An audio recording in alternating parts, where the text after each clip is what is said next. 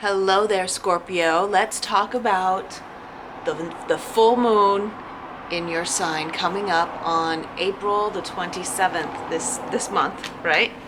Um, Scorpio, you're all about getting down to the real deal, getting to the truth, and not being okay with what's superficial, right?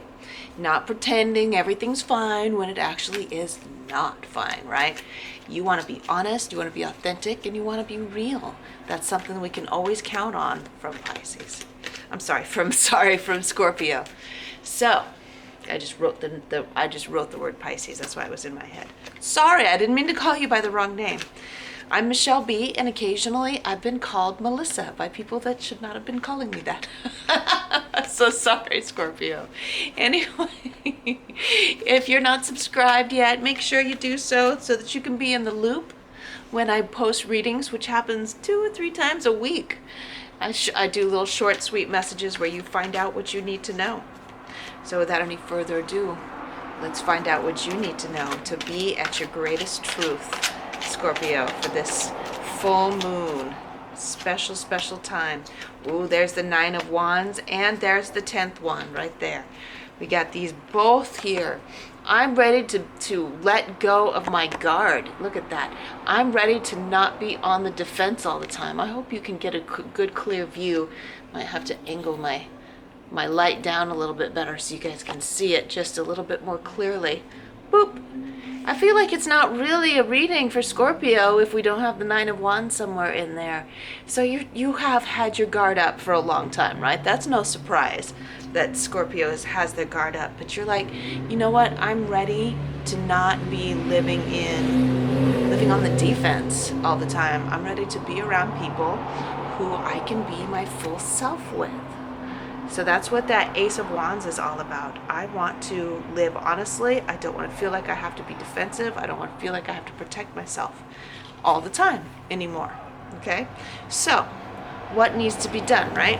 Of course, right off the top of my head, I got some ideas, and that is like, who are you associating with? Please forgive the background noise. I got my window open so that I can have some fresh air on this warm. We're having a little bit of a heat wave up here in Northwest Washington. It's got to be like 70 degrees. It happens every year. A little false summer. We're going to have cold, rainy weather again very, very soon. Anyway, who are you associating with that you feel like you need to be on defense from? Sometimes we're projecting that. If we change our attitude to I am always safe instead of I need to be on the defense all the time, that's going to change our perspective. The change of perspective changes who we attract to ourselves. All right, so maybe you do have to be on the defense from the people you're associating with now because you're projecting that you need to worry about people. That's what you're bringing in. So instead, change your attitude to I am safe and see who you're bringing in instead. And see who goes away. We got the Hierophant, and we've got, like I said, the 8 of Cups. Don't associate with people who you have to be on the defense from. Who are you keeping in your life just so that you don't have to be alone?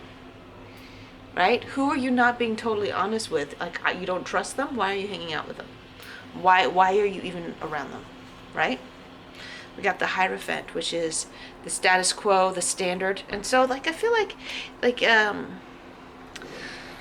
there's a little bit of you that feels like I've made a commitment to being in this kind of environment. Therefore, that's what I've got to do. So, like it's a work environment, or it's like a faith environment, or a work environment, or it's a place where you feel like you have to be. That's what the Hierophant is all about. It's all about like the structured environment, some place where you feel like you have to be, but there are people there that are not working. Okay, so rethink whether or not you really need to be there. Let's look at some outcomes. If you change your perspective, how can Michelle say that that's just such an easy thing to change my perspective from being on the defense to feeling like I'm safe all the time? It's a matter of reprogramming your mind, of really trusting yourself, in being able to discern when things are not safe quickly in getting yourself out of it. Otherwise, it's like, if you don't have to be looking for a reason to not trust someone constantly. Instead, you are looking for reasons to trust them. You're looking for reasons to have a nice time with them. You're looking for reasons to collaborate and enjoy your life. And if something turns up, you'll notice it right away, and you just let it, and you just get out of it.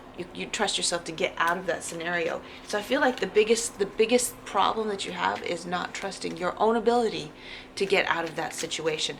And I feel like that's what that Ace of Wands is all about. It's all about taking charge and getting yourself out of environments that are unhealthy very quickly, very efficiently, and with no drama.